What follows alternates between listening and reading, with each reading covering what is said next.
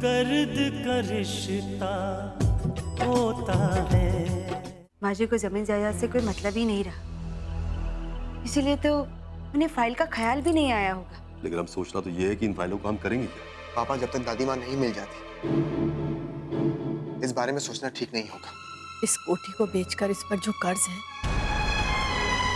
वो भी चुकता हो जाएगा, और जो थोड़े बहुत पैसे बचेंगे उससे हम छोटा मोटा घर ले सकते हैं। श्रावणी, ये तुम कह रही?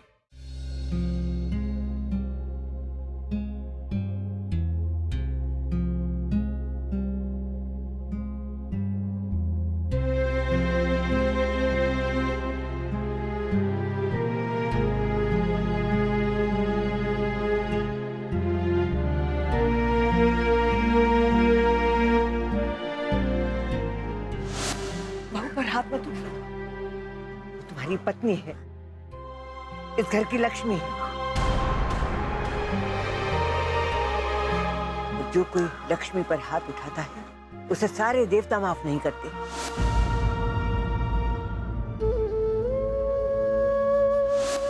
बेटा, मैंने इस घर को हंसते खेलते देखा है। इस घर को मत बिखरने दो, मत टूटने दो।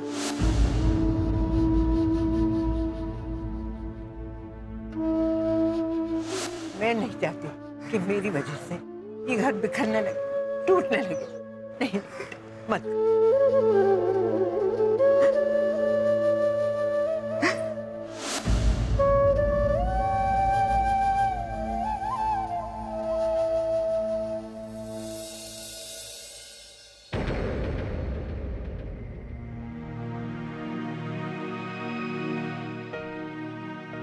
माँ, खाना खा लो।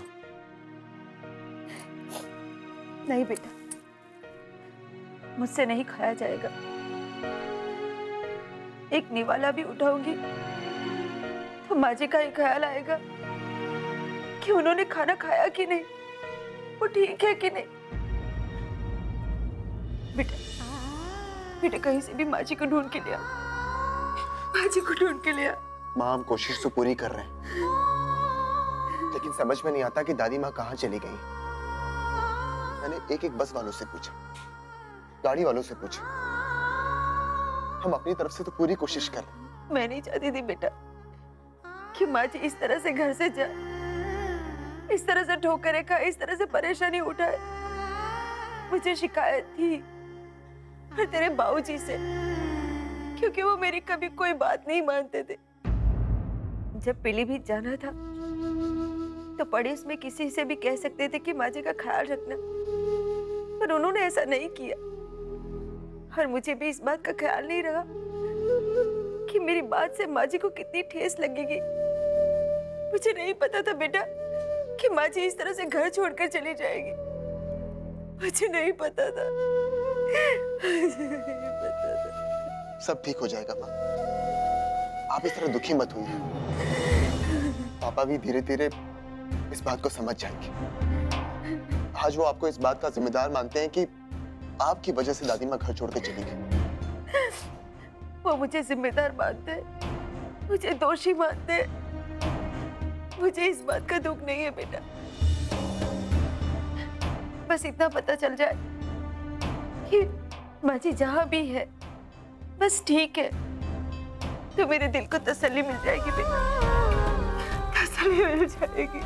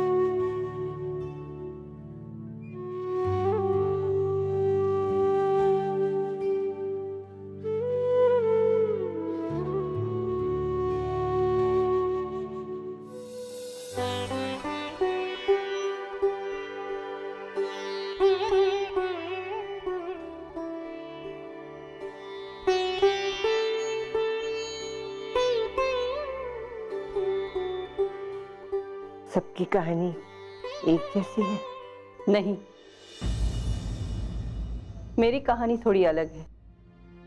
मैंने अपनी जिंदगी की सारी जमा पूंजी अपने बेटे को पढ़ा लिखाने में खर्च कर दी और उसका सपना पूरा किया। उसको कनाडा में एक अच्छी कंपनी में नौकरी भी मिल गई। मैं भी इस बात से खुश थी कि चलो मेरे बेटे का सपना तो पूरा हुआ।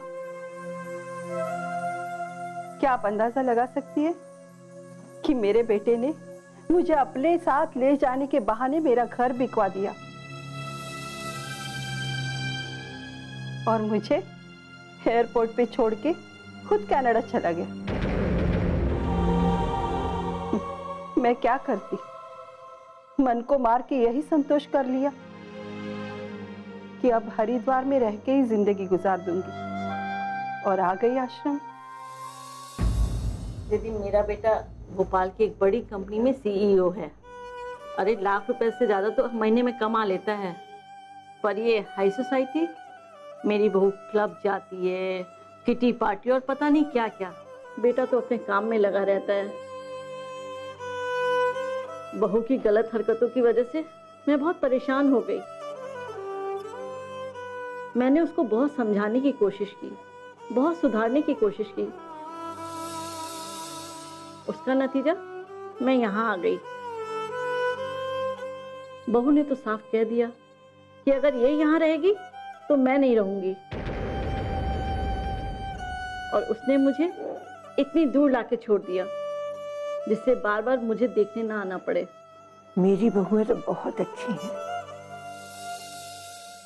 मुझे तो मेरे बेटों ने ठुकराया। क्यों ने अपनी जमीन बेचने की इजाजत नहीं दी मैंने। जब अपने बेटे ही ठुकरा दें तो किससे शिकायत करो। तो खाना खाइएगा।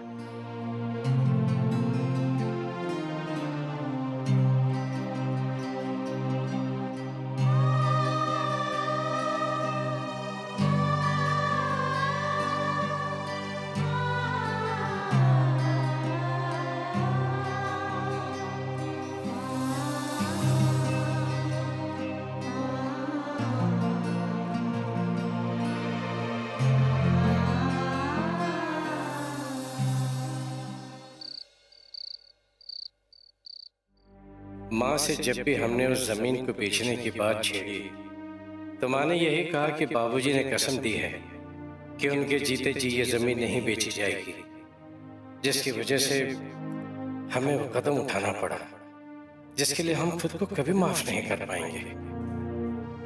बाबूजी की भी यही सोच थी कि वो अपनी उस जमीन को हरगिज नहीं बेचेंगे।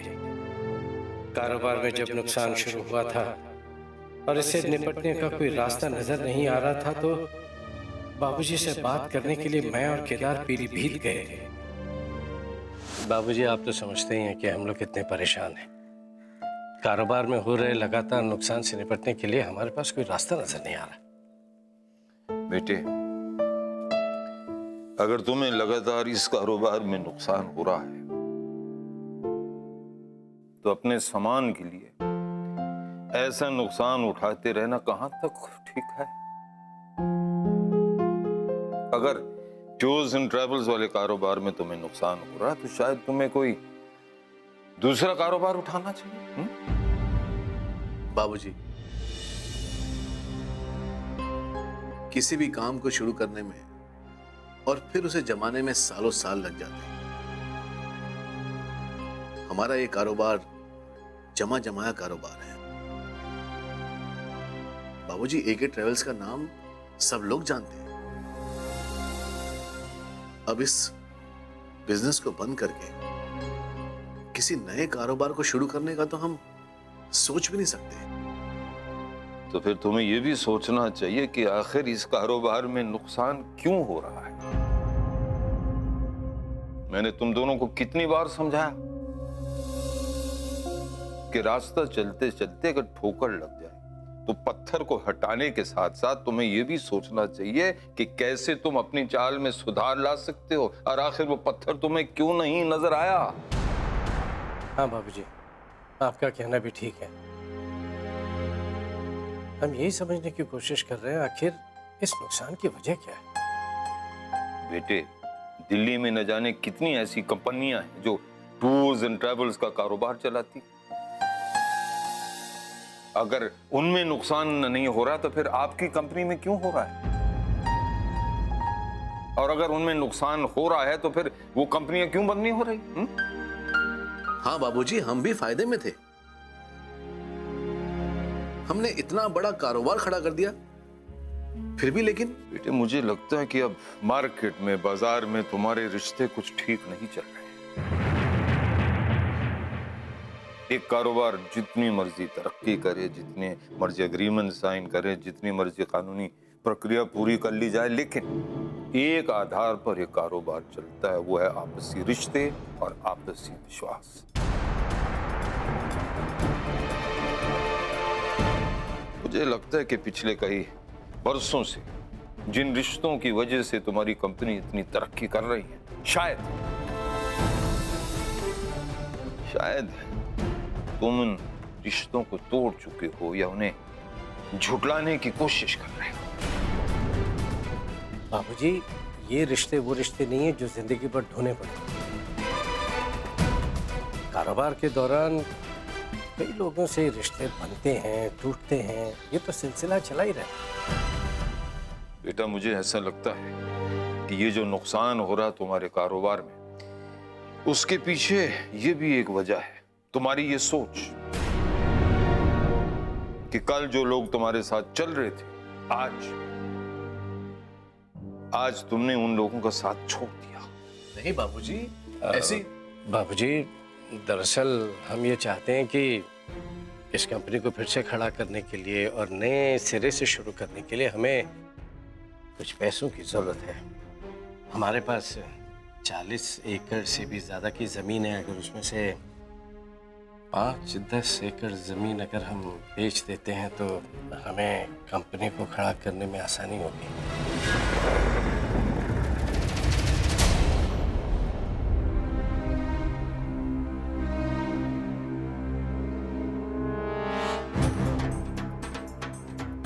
मेरे बैंक में जो भी कुछ था, जितना भी था, वो मैंने सब तुम दोनों के हवाले कर दिया। लेकिन ये 40 एकड़ जमीन, ये सिर्फ खेत नहीं है, ये हमारा घर है।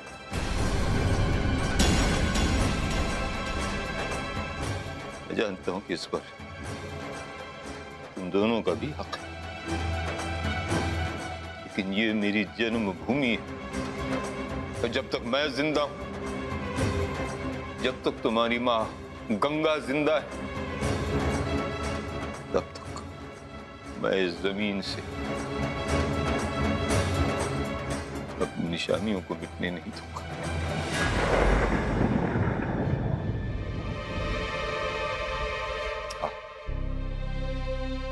हम दोनों जब ना रहें तो तुम लोग अपनी मर्जी के अनुसार करो, लेकिन मैं जब तक जिंदा हूं, मैं इस जमीन को बेचने की इजाजत नहीं दूंगा, हरगिज नहीं दूंगा। मैं जब अपने उन खेतों में पहुंच जाता, लहलहाते खेतों में,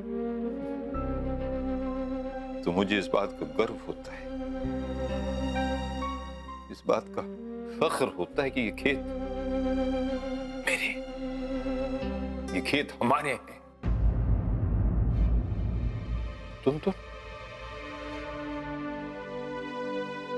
इन खेतों को बेचने की सोच रही? हाँ? बाबूजी, दरअसल हमें कोई और रास्ता नजर नहीं आया, बस इसीलिए हमने ये बात आपके सामने रख दी। माता जी को ढूंढना हमारी मजबूरी है और हमें हर हाल में माता जी को ढूंढना ही होगा। दर्द का रिश्ता होता है। बस इसीलिए हमने ये बात आपके सामने रख दी। बाबूजी, मैं जानता हूं कि आप यहां रहकर अपनी जमीन की देखभाल करते हैं, यहां तक कि दूसरों से खेती भी करवा लेते हैं। पर बाबूजी, अब हम ये चाहते हैं कि आप और मां दोनों हमारे साथ दिल्ली चलें। जब आप दिल्ली आ जाएंगे तो फिर आप ही बताइए, इस जमीन की, इस खेती की देखभाल कौन करेगा? मैंने कभी दिल्ली जाने के लिए इनकार नहीं किया, लेकिन मैं कभी भी इस जन्मभूमि को बेचने की इजाजत नहीं दूंगा। वो मैं कभी नहीं दूंगा। वो जमीन आपने अपनी मेहनत से खरीदी थी, उस जमीन के साथ आपको लगाव था, लेकिन काश कि उस वक्त आपने कम से कम हमारी मजबूरी समझी होती। अगर उस वक्त हम संभल गए होते, अपने दफ्तर को संभालने के लिए हमें पैसे मिल गए होते, तो आज हम इतने बड़े नुकसान में नहीं होते। क्योंकि उस वक्त कारोबार में नुकसान शुरू ही हुआ था, उसे संभाल नहीं पाए और नुकसान बढ़ता ही चला गया।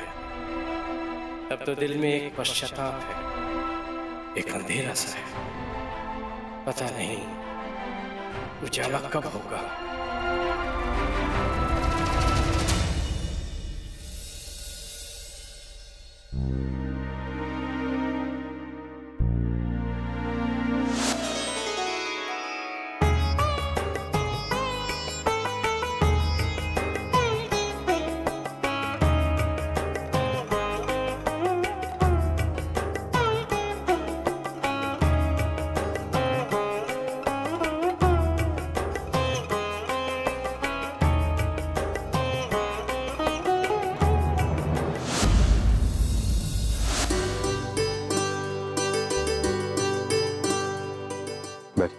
हरिद्वार का वातावरण कितना पावन है। हर गली में मंदिर की घंटियों की आवाज सुनाई देती, हर ओर ईश्वर की आराधना।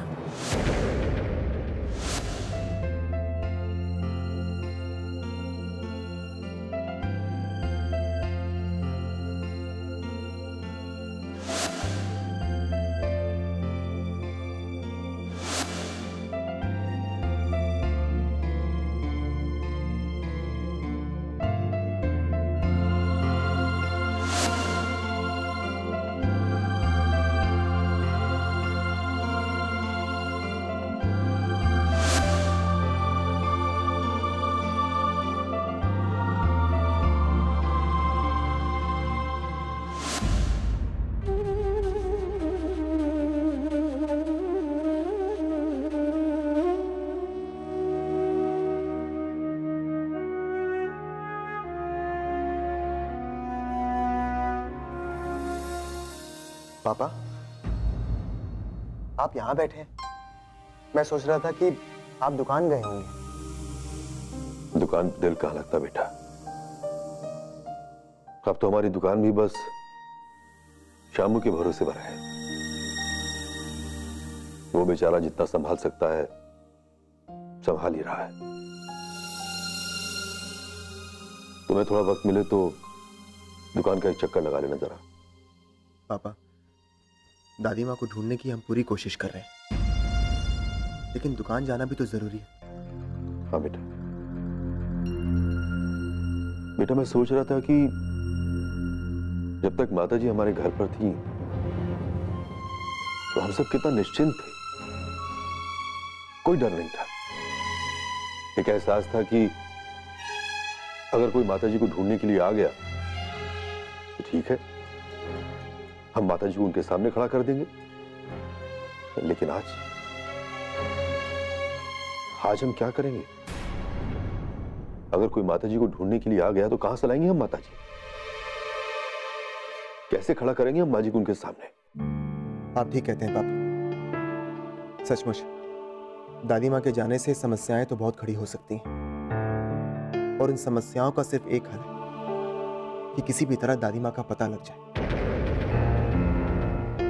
मैं अजय से भी बात कर रहा था। दादी माँ को ढूंढने के बहुत सारे तरीके हैं, मगर हम उन पर अमल नहीं कर सकते। अजय कह रहा था कि हम यहाँ के लोकल अखबारों में दादी माँ की फोटो डलवा देते हैं,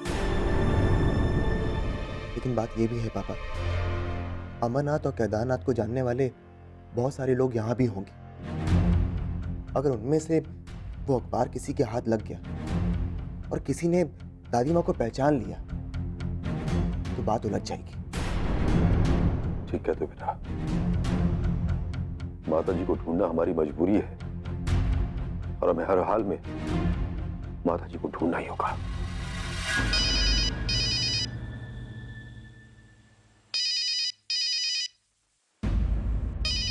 पापा मैं आता हूँ।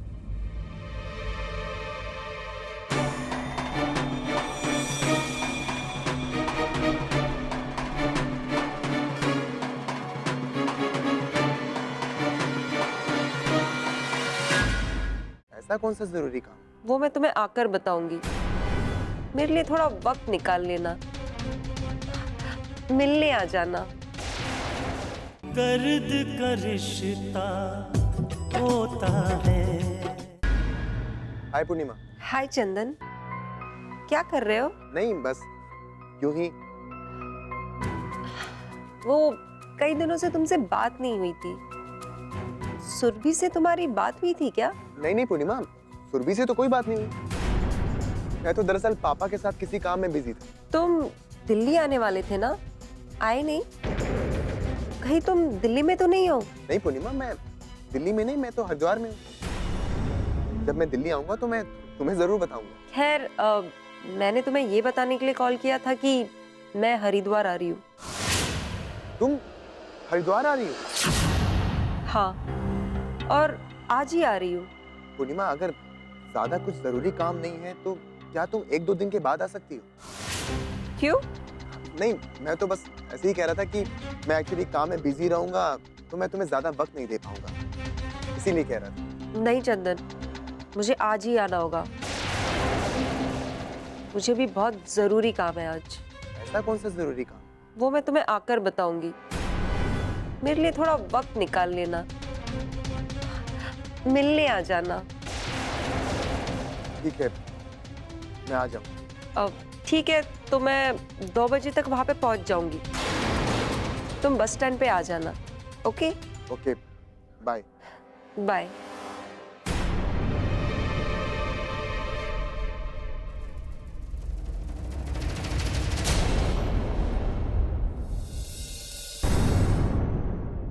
चंदन भैया, एक बात बताइए, आपकी दादी को गुजरे हुए तो कई साल हो गए, फिर पूर्णिमा ये कैसे कह रही थी कि आप अपनी दादी से बहुत प्यार करते हैं? एक बात बताओ सुरभि, तुम्हें वैभव कैसा लगता है?